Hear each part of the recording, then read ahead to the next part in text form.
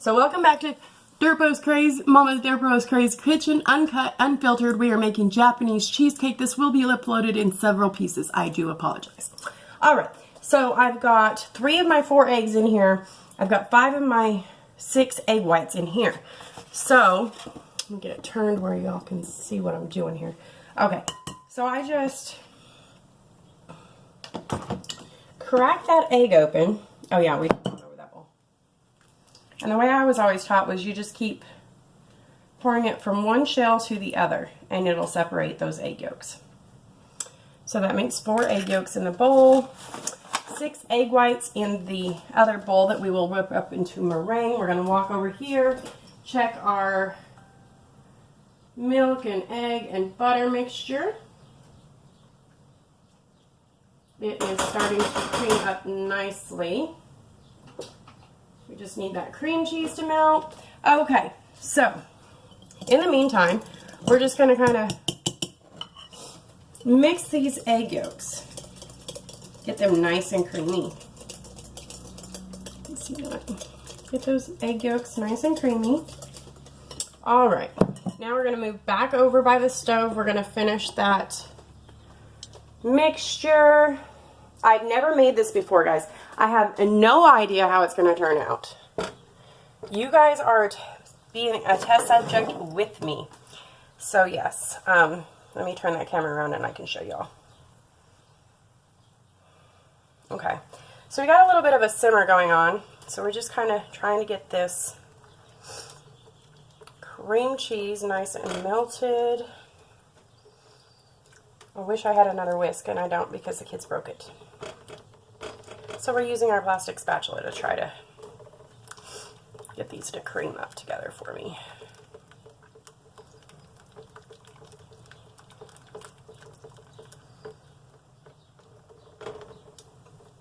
It kind of gets thicker as it melts down.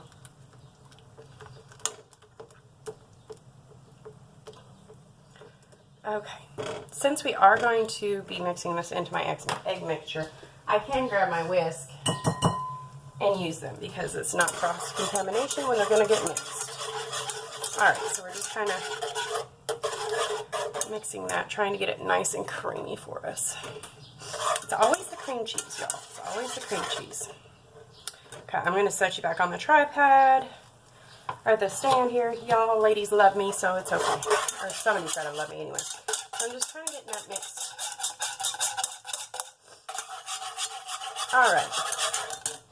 So we got us a nice creamy milk and egg mixture. Or I mean milk, butter, and cream cheese.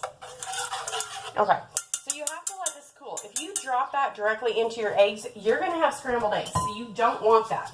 So what we're going to do is we're going to do a quick cool and put it in the fridge for like just a few seconds while we're adding the other ingredients. So that's going to be a quick cool. I know a lot of people say don't do that, but I always have. So I don't have the patience or the time to stand around waiting for something to cool in the refrigerator. Okay, so try to get y'all back where you can see what I'm doing here.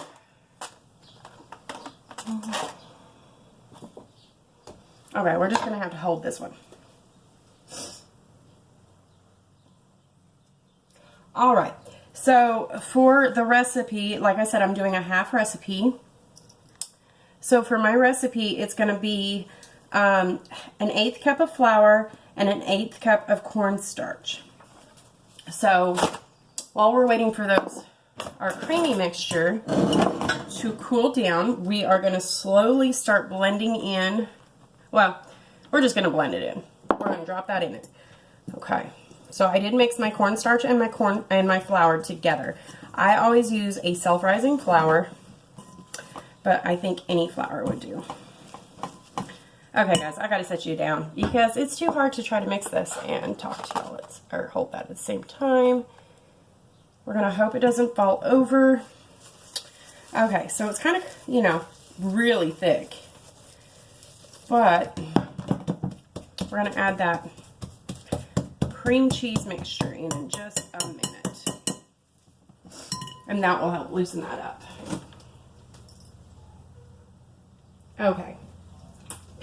So I think this is cooled down enough. And we're just going to put it on this side here. And hopefully we don't end up with scrambled eggs. Hopefully we don't end up with scrambled eggs, y'all.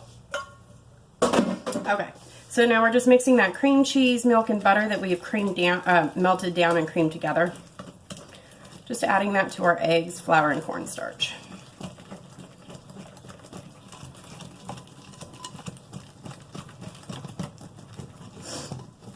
I said this is the longest part, is mixing it until it's nice and smooth. So just gonna mix and mix and mix and keep on mixing, mixing, mixing. Well, actually the baking is the longest part, but this is supposed to be one of those that you don't want a lot of lumps in. Okay, so it's got a few little lumps, but we're gonna call it good. Now, it is gonna get loud for a minute. We are going to make our egg white, well, our meringue. All this is 6 egg whites.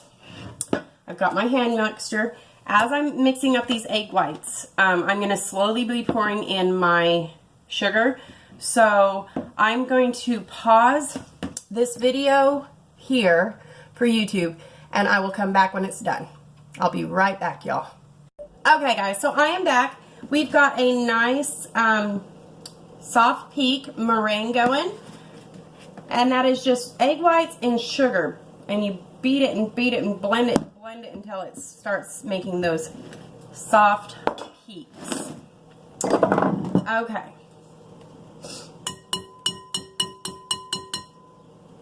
I'm not sure if I need this again, so we're just gonna set it. Yeah, it sounds like a vacuum. No joke, huh? Okay, so if you're watching this on our YouTube video, please like and subscribe. I'm gonna try to start doing 2 or 3 videos a week. Some will have Kaylin, which is Little Durpo, and some will just have me in them. I'm looking for ideas on 5-minute hacks or 5-minute crafts ideas to do. So if you guys know of one and you want me to try it, give me an idea. This is actually something that was requested to us. Miss Cindy Terry asked me to make this. So, okay. So then they say you just scoop a little bit of your meringue in. Not all of it at once, and you fold it. You don't want to whip it. You just fold it. So let me flip this camera around so everybody can see.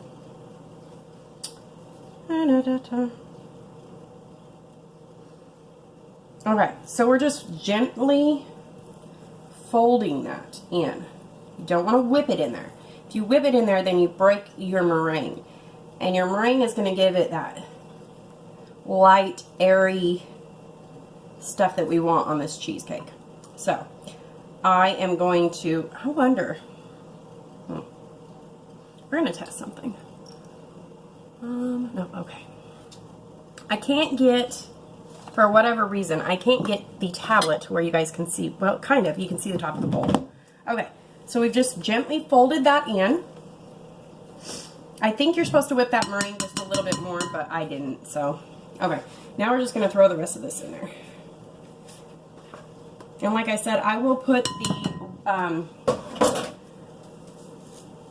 face on YouTube. I am not quite sure. I'm going to have Kaylin try to help me to put the recipe linked below. If I don't, I will put it in the comments section if I can.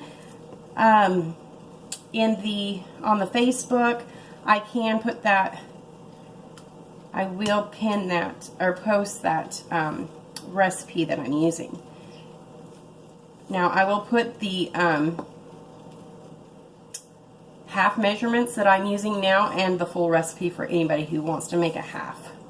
Like I said, I planned on making a full one, and I did not have I didn't have enough eggs, so we had to resort down to a half of one. Okay, so that pan is not going to be big enough. Give me just a minute, y'all.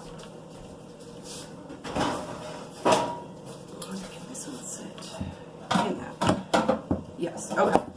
So they say to use, what is it, one of those big round 13 by 9 cake pans. I don't have one of those. I don't have one anymore.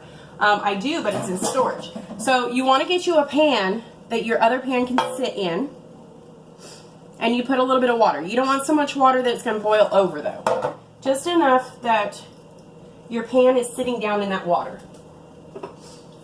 Now, most people line their pans with parchment. I do not. I just use a little bit of pan spray. All right. So now, while I've been making this, my oven has been preheating to 325. So, we're just going to pour this in here.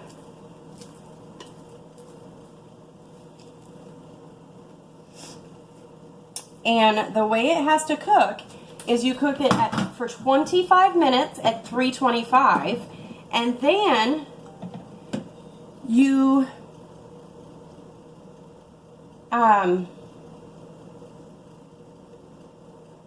bake it at, let me see, bake it for 25 minutes at 325. Then you lower your oven to 285 for another 55 minutes or until it's doubled in size. Okay, guys, so I'm going to pause this video for YouTube until it is coming out of the oven. Hey guys, welcome back to Mama Durpo's Crazy Kitchen. Everything is unfiltered, unedited. It's just the way it is. Our Japanese cheesecake is out of the oven. You're probably supposed to let it cool, but I'm too excited to see. It may have turned out, it may not. So let's check it out, y'all. Looks really pretty. Probably need a better knife. Let me get a better knife. Hey, Cindy. So it looks really pretty. It did not explode in my oven.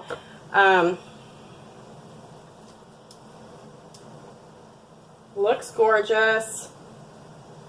We're going to give it a cut in. I know you're supposed to sprinkle powdered sugar on it. I forgot to grab that out of the cupboard.